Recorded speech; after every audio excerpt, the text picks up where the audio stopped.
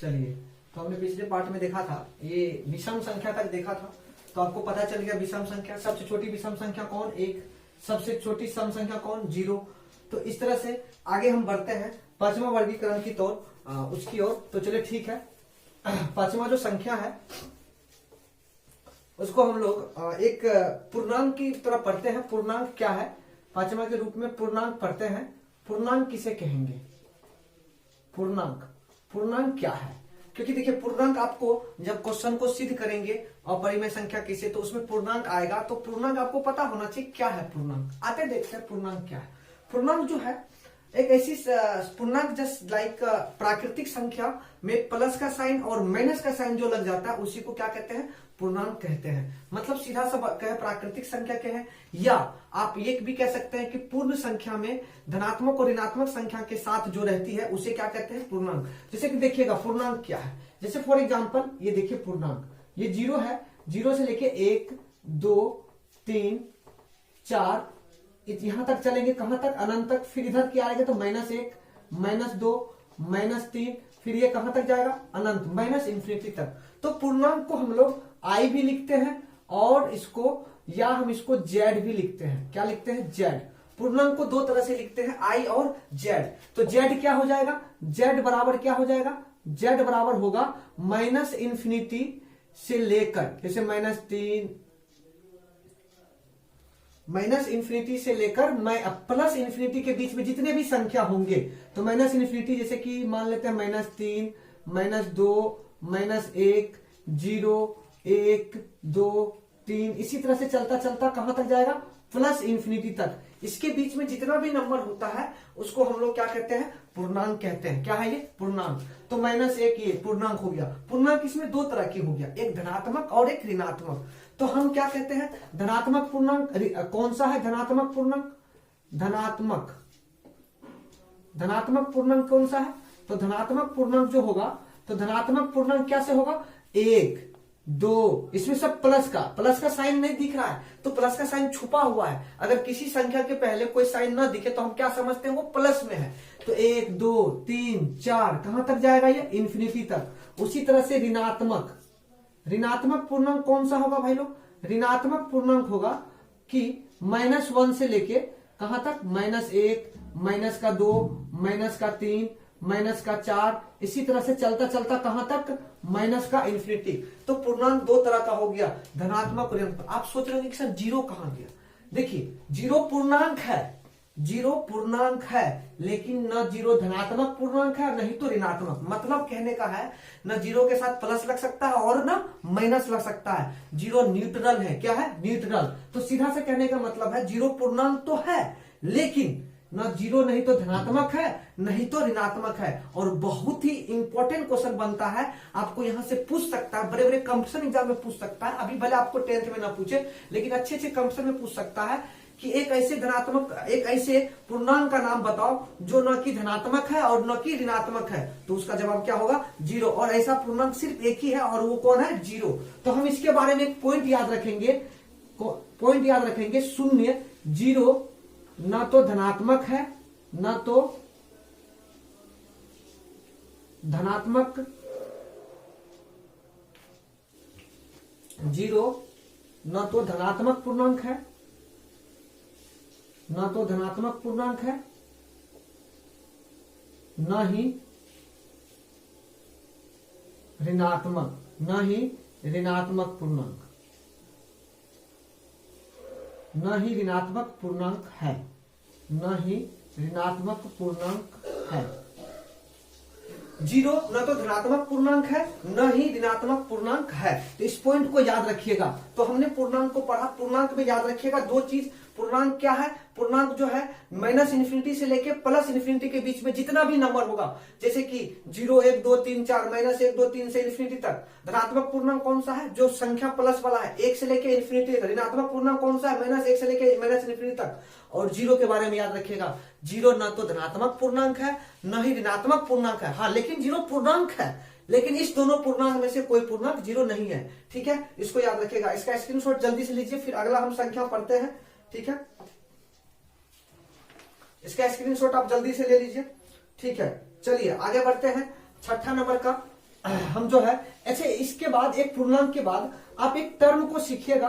Class 5th 6th में सिखाया जाता है, इसलिए सीखिएगा। जब तक इस टर्म को नहीं सीखिएगा तो आगे का संख्या समझ में नहीं आएगा। तो आप इस 5वां पूर्णांक के बाद एक खटाल बना लीजिएगा और उस खटाल में इस तरह से बंद करके रख लीजिएगा, क्योंकि ये बहुत अच्छा कॉन्सेप्ट है, इसको याद रखिएगा क्योंकि बहुत जगह पे आपको ये समझाएगा। गुणज, फैक्टर कहते हैं इसको इंग्लिश में। गुणज क्या है, गुणज क्या है, तो गुणज किसे कहते हैं, याद, बहुत इंपॉर्टेंट चीज है ये। क्यों, आपको एग्जाम में भले डायरेक्ट नहीं पूछेगा, इनडायरेक्टली इसका बहुत ही ज्यादा यूज है। गुणज किसे कहेंगे भाई लोग? गुणज का मतलब होता है वैसा संख्या जो किसी दूसरे संख्या से विभाजित हो जाए तो वह संख्या उसका गुणज होगा। जैसे एग्जांपल के तौर पे देखिएगा, जैसे कि 8 किससे विभाजित हो जाता है? 8 में अगर आप 1 से भागा देंगे तो 8 पूरी तरह से विभाजित हो गया। अगर 8 में आप 2 से भागा देंगे तो ये पूरी तरह से विभाजित हो गया। कहने का सीधा सा मतलब है कि देखिए यहाँ पे 8 में किससे किससे भागा लग गया? 1 से, 2 से। तो यानी कि जो संख्या में जिस संख्या से भागा लग जाएगा वह संख्या उस संख्या का क्या होगा? गुणज होगा। क्या होगा? गुणज होगा। तो चलिए इसका परिभाषा लिखते हैं जल्दी से। अगर आप समझ गए, ये कॉन्सेप्ट बहुत यूज होगा, अभी थोड़ा देर में आपको समझ में आएगा कि कहाँ यूज करने वाले हैं। देखिएगा, लिखेंगे वैसी संख्या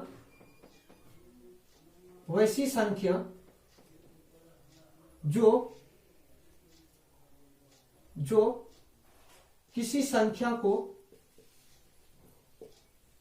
किसी संख्या को पूरी तरह से विभाजित कर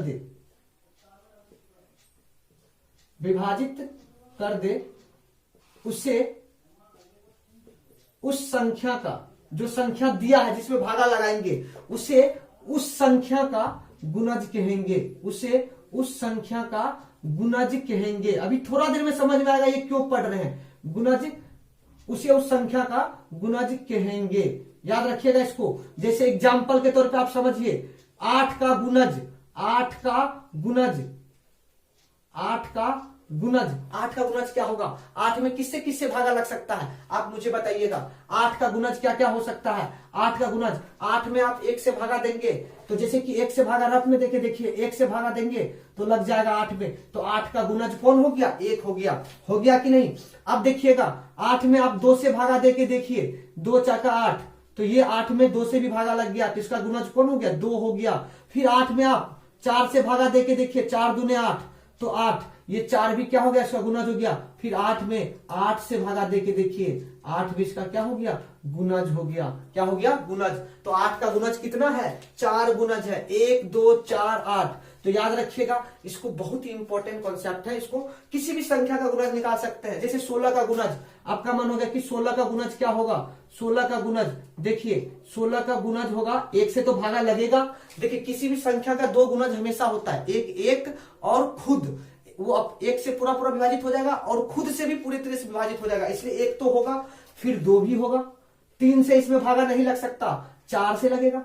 फिर इसमें 5 से भागा नहीं लग सकता, 6 से भी नहीं लग सकता, 8 से लगेगा, 8 से लगेगा। फिर इसमें 10 से भागा लगेगा नहीं, 9 से लगेगा नहीं, अब सीधा किससे लगेगा? 16 से। और 16 से ज्यादा हम जा नहीं सकते क्योंकि 17 से इसमें भागा लगाने का जरूरत ही नहीं, वो ऑटोमेटिक भागा लगने वाले नहीं है। तो ये हो गया 8 और 16 का गुणज। इसी तरह से हम निकालेंगे।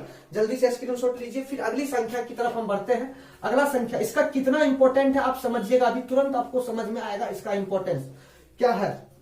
आप देखिए, छठा नंबर का संख्या हम पढ़ेंगे भाज्य संख्या। और आपको दिमाग में दौड़ रहा होगा, इससे क्वेश्चन आता है कि आप सिद्ध करो कि दिए गए संख्या भाज्य संख्या है या नहीं। 2 नंबर के एग्जाम में भी पूछता है कि ये संख्या दे देगा ऐसे करके, और मतलब आपको पूछेगा कि बताओ ये संख्या भाज्य है नहीं।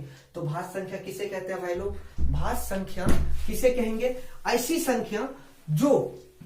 संख्या जिसका कम से कम 3 गुणज हो, अधिक जितना भी हो, कोई फर्क नहीं पड़ता है, लेकिन कम से कम कितना गुणज होना चाहिए? 3। कम से कम कितना गुणज? 3। तो इसका परिभाषा लिखेंगे, ऐसी संख्या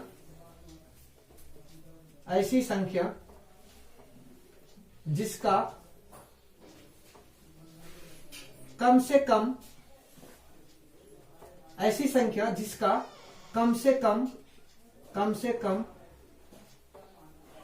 3 गुणज हो। कम से कम कितना गुणज हो? 3। अब देखिए यहाँ पे गुणज वर्ड आया है तो आप समझ जाएंगे गुणज को क्या कहना चाहते हैं। ऐसी संख्या जिसका कम से कम 3 गुणज हो उसे भाज्य संख्या कहते हैं, उसे भाज्य संख्या कहते हैं, उसे भाज्य संख्या कहते हैं। ठीक है, तो भाज्य संख्या का हमने परिभाषा देखा। एग्जाम्पल देखते हैं, पूरा क्लियरिटी आ जाएगा।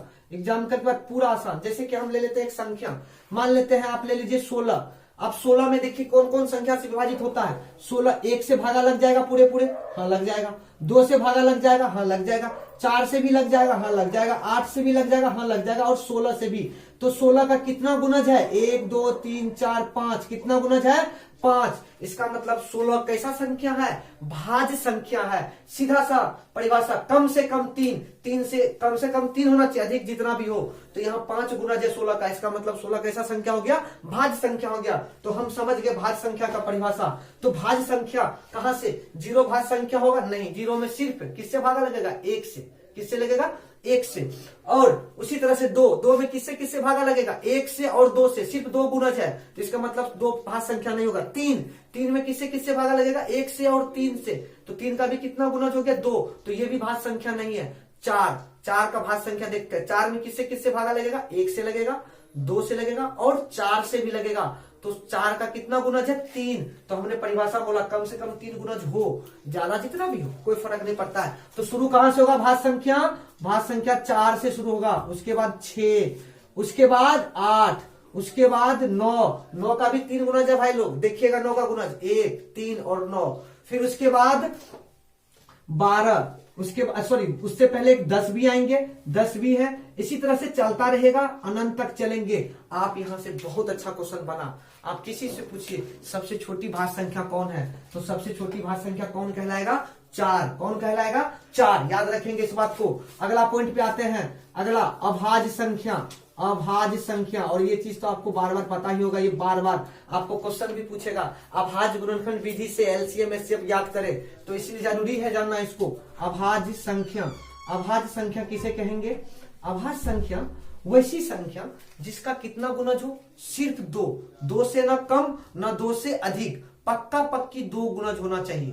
पक्का पक्की कितना? 2, परफेक्ट 2, न 2 से ज्यादा हो सकता है और न 2 से कम। जिसका 2 गुणज है वही संख्या क्या है? अभाज्य संख्या। अभाज्य संख्या को कहते हैं ऐसी संख्या जिसका सिर्फ 2 गुणज हो, जिसका सिर्फ 2 गुणज हो, उसे अभाज्य संख्या कहते हैं, उसे अभाज्य संख्या कहते हैं। देखिए इसको करते हैं, उसे अभाज्य संख्या कहते हैं। एग्जाम्पल आप देखिएगा, 0 का कितना गुणज है? 0 का तो सिर्फ 1 गुणज है, 1 का कितना गुणज है? सिर्फ 1 से भागा लगेगा। 2 का कितना गुणज है? 2 का गुणज देखिएगा, 2 में किससे किससे भागा लगेगा? 1 से भी लगेगा और 2 से भी लगेगा। 1 से भी लगेगा और 2 से भी लगेगा। तो 2 का कितना गुणज है? 2 गुणज है। कितना गुणज है? 2। उसके बाद क्या आएगा? 3 का भी कितना गुणज है? 2 गुणज है, 1 और 3। उसके बाद क्या आएगा? उसके बाद आएगा 5 का कितना गुणज है? 1 और 5। उसके बाद आएगा 7। 9 नहीं आएगा भाई। 9 का कितना गुणज होता है? 9 का गुणज होता है 3, 1 3 9, इसलिए 9 नहीं। सीधा कहां पे चलेंगे? 11। इसी तरह से डॉट डॉट डॉट बहुत अनंत तक चलेंगे। तो यहां से आपने एक चीज सीखा, सबसे छोटी अभाज्य संख्या कौन है? 2। सबसे छोटी अभाज्य संख्या कौन है? 2। अगर आपको क्वेश्चन में आता है ना अभाज्य गुणनखंड विधि से एलसीएम निकाले, तो हम सिर्फ 2 से भागा देंगे, 3 से, फिर 5 से, फिर 7 से, फिर 11 से, फिर 13 से। बीच वाले संख्या से भागा नहीं देते हैं, सीधा इस तरह से करते हैं। ठीक है, उसके बाद हम लोग आगे की ओर बढ़ते हैं। ये संख्या आपने सीखा, ठीक है, चलते हैं। Bye, thanks. अगला पार्ट अगले वीडियो में देखते हैं। ठीक है, धन्यवाद।